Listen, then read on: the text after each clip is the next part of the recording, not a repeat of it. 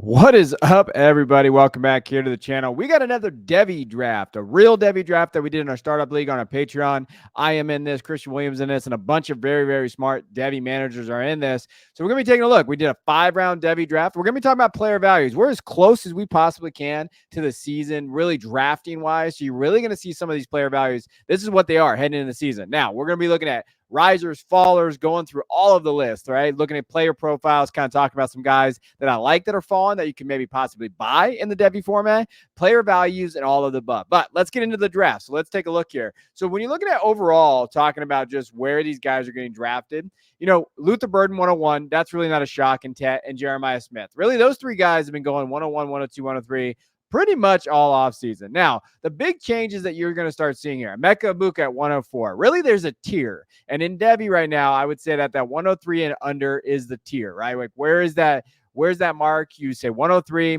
And it is really, it's hit or miss with where guys go. They're just going to go after value, right? Evan Stewart at the 105. That's someone that we've talked about a few times, me and Jay on our podcast. Like, hey, he's got a lot of different value out there. It really just depends on the league that you're in, right? Mika Hudson, Zachariah Branch, 106, 107. Travion Henderson at 108. Trevor Etienne, Quinshawn, Isaiah Bond, and Carnell Tate. A lot of different variations. Like even guys in the second round, I've seen go in the first round. So really, after the 103 mark, there is a ton of, different picks that we've seen, a ton of different player evaluations. Now, the guys that are kind of, differentiating a little bit. So Emeka, he's up there right now, right? And when you're looking at him, he's starting to get a little bit more buzz out there. Maybe it's Jay Stein pouting his things there at the Devy Royale, but he's talked about him. Hey, he really likes him, right? When you look at it from a profile standpoint, he hits the recruiting metrics, right? The weight is there, his skill set. Yes, he had a down year last year. He was a little banged up. You see that year with 41 catches, 60 targets, 514 yards, and 4 touchdowns. But the previous year, I mean, he looked really good. And Jay always points out that from a metric standpoint, he was better than Marvin Harrison Jr., right? His sophomore year, he has shown that he was right there. And some people had him as wide receiver 1 last year, right? So if he can bounce back, it is interesting that his value has popped up some more. So this could be a time, if you're on the Emeka train, you have him on your roster, maybe you move off of him. Maybe this is a chance that you can kind of go get a dynasty piece. If someone's going to evaluate him as a top 5 guy, maybe you're comfortable enough kind of moving him, right? I do think he's a value right now, though. So if people aren't valuing him, he is definitely worthy of a buy. Now, where can you find that in terms of, we have a trade calculator here at the Devy Royale on our Patreon. We have overall rankings, so you can kind of see where we value him around what NFL pieces, and you can kind of attack your drafts that way or attack your leagues that way, and maybe go out there and get somebody off that roster. Now, next guy that popped up here, Trevor Etienne, right? Going in that first round. I haven't seen that in pretty much any draft that I've seen done, participated in this offseason, but he jumped up there, right? 5'9", 205. Obviously, a lot of people don't realize this. He came in as a 3-star. Wasn't as highly as touted a recruit as his brother Travis, but, obviously as a transfer, he's in that 4 or 5-star range. Been okay, productive in a Florida offense that definitely saw some different usage at the running back positions. Last year, 753 yards, really came on as a pass catcher, something that he hadn't been. So if you're looking for that 3-down guy, Etienne could possibly be that. I like him in the Georgia offense. I need him to stay out of trouble. But he has some interesting depth chart there. I think that Etienne is their guy, but I do think that they're going to kind of split the usage as well too. So will the production be there? If he's getting valued as a first round guy, I don't mind moving off of him. I don't think he's going to be valued like that in a lot of leagues. But that's the great thing about Devy. I love that people are willing to go get their guy. And that's what I think also the tier break, right? If you're looking at that late first tier, you're like, hey, I'm just going to go get my guys. And that's just kind of who I stand with. And I respect that. I think that that's part of this format is believing in your evaluations, whatever rankings out there that you use, and going for it. Now, in the second round here, Jackson Arnold, 201, Ryan Williams, Carson Beck, Caleb Jackson, Eugene Wilson, the third, Nico, TJ Moore, DJ Lagway, Ashton Jency, Ollie Gordon, Cedric Baxter, and Garrett Nussmeier. A lot of quarterbacks went in this draft. So one thing that I saw a lot of when you're looking at just how the quarterbacks kind of went, a lot of guys went after quarterback. They didn't sure up on the NFL side, and they even said it in the chat. They were like, hey, we got to go get that QB. So some people had to reach a little bit. Some people did, one other thing to note is, like, when you look at the quarterback position, there's a lot unknown about it. Carson Beck could be QB1 in the 25 class, or guys that later that got drafted could be the QB1. So really, the one thing I would look at if you're in a draft now or you're getting there there's value to be had at the wide receiver position, the running back position. If the people go quarterback heavy, so heavy in the second round, it's going to push a lot of that talent in the third round. And that's what we're going to look at. I didn't include him on here, but I love the Eugene Wilson pick. Absolutely. I wanted to go after Eugene in this. I didn't get him there. I thought that was a great pick. Nico as well. I got sniped 2 spots in a row there. And as someone who's played Devy for a very, very long time, those are 2 of my highly regarded targets there. I grabbed TJ Moore. I'm not going to talk about him, but I think he is solid there. Now, the guy I want to talk about, Ollie Gordon's value has dipped a little bit. Didn't go in the first round here. In some drafts and some C2C out there, he's going 101, 102. I think that the knock with Ollie, and I think the big thing with Ollie Gordon is, obviously the off-field. I don't know how much the off-field stuff really matters. I think that's over. I think his coach today, where he can get in there. I don't know how much that's going to matter to teams. I think he has a player profile problem. I think that his running style is interesting. I think he's had a ton of usage. He was obviously phenomenal last year, and maybe in the second round is where he should be valued, right? And so this is probably really good value. And obviously now in this league, that's how he's valued. You're not going to be able to move off of him. But maybe some other Ollie Gordon owners out there are a little nervous about his profile, his off the field stuff. So maybe this is an opportunity. If you believe in what he can do on the field, you go buy him, right? You go attack it and go out of there. That could possibly be what you do. Now, when you're looking at the next guy here, Garrett Nussmeier, quarterback here. This is as high as I've seen Nuss go, right? Second round, late second. I love the pick. I think it's a great pick in terms of just the value perspective of like, hey, I'm going to go get my guy in this class. This is the guy I believe in. I know Andy Pham, who does work here for our Substack and does a podcast for our Patreon. He loves him as well. I think it's a great upside pick, but there's risk. Every quarterback's going to have risk in the format. But again, I think that, go get your guy. He could be that LSU guy. He's got a lot of buzz out there being that guy stepping up for that team. So not a bad kind of dart throw, right? Go get him here in the late second. Obviously, I think it was a reach in terms of value. But again, when I speak to this, I think Devy reaches and all that kind of stuff. I see that content sometimes where I see people like, this is where you should draft this guy. Not in this format. Go get your guys. And in my opinion, if Nuss is your guy, which a quarterback wouldn't be my guy, I would kind of tend to stay away from that. But if he is your guy and you go grab him, I can't hate on that pick.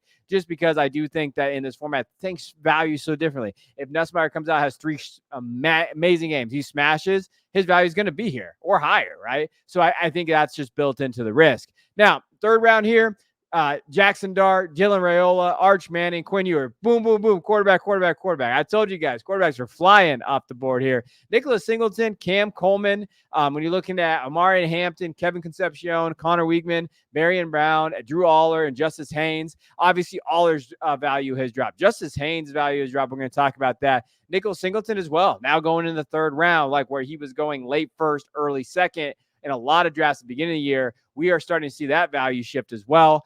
The player that I think is interesting that's going down is Justice Haynes, because Justice Haynes was considered running back one of his class. Now he's going in the third round. I think he's a buy, right? I think Justice Haynes is very talented. Christian Williams will differ on that. But I do think he's going to split time. I think Jam Miller is a very, very solid 3-down guy too. So I do think that there's a production concern this year. Justice Haynes, though, when you watch him, and I watched him in person this last year, when he got the football, he was special. He was that guy, you're like, oh my gosh, don't give him the ball. If you're an opposing team, opposing fan, you're like, damn, get away from that guy. Because every time he does, he's explosive there. I think that third round is a little late for him to go. I think that was a great, great value pick I like there. But if his value is dipping a little bit, it could be an opportunity to go buy if you believe in the talent. The other guy to kind of drop down is Cam Coleman. Cam Coleman is a very highly talented wide receiver out of Auburn. He was going way earlier than this. And I think it's interesting when you're looking at player values, right? We got Jeremiah Smith, who hasn't played a snap yet at Ohio State. He's getting a lot of buzz. We love him. He's number 1 overall. He's going at 103.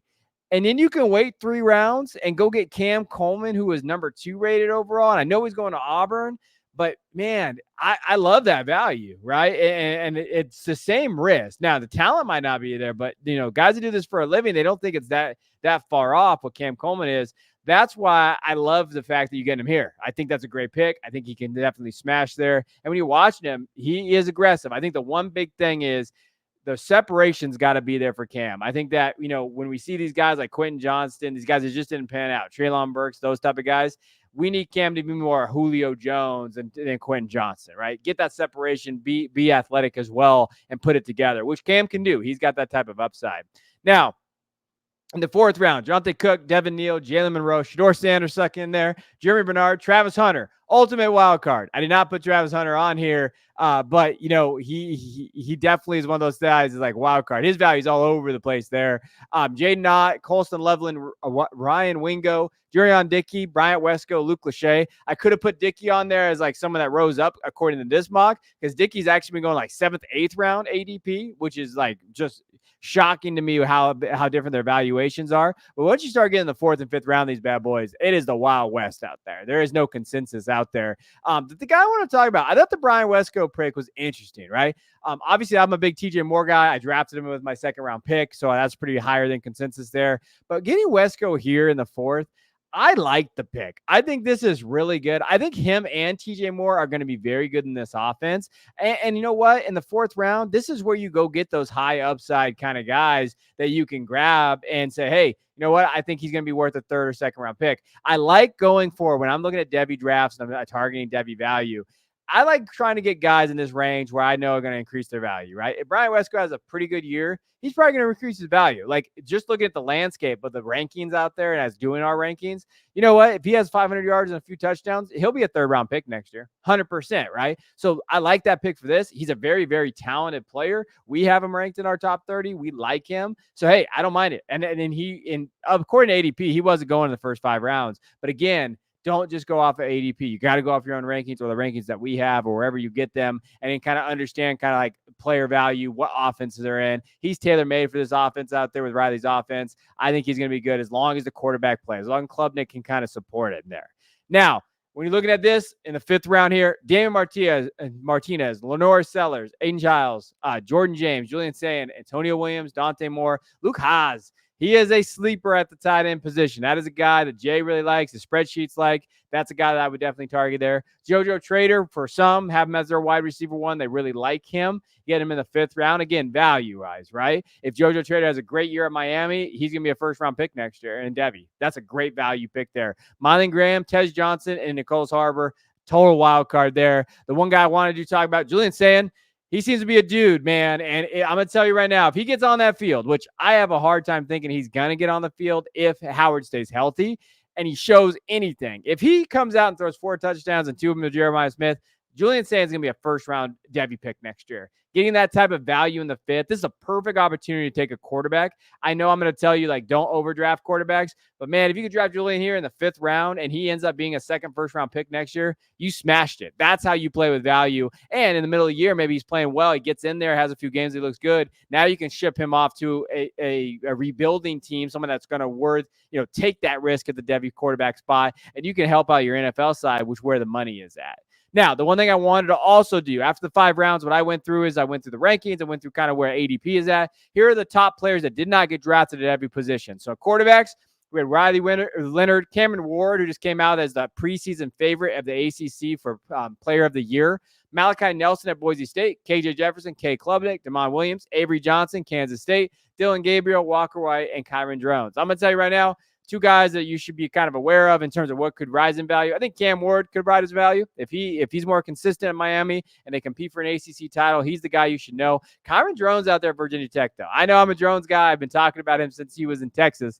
I love the kid, and he grew up in Texas. I'm talking about that, not where he played. I love Kyron Drones. I think Kyron Drones is a fantastic player. If they have a good year, he could also rise up in this 25 class, and Avery Johnson. Those are the guys that, like, hey, have value.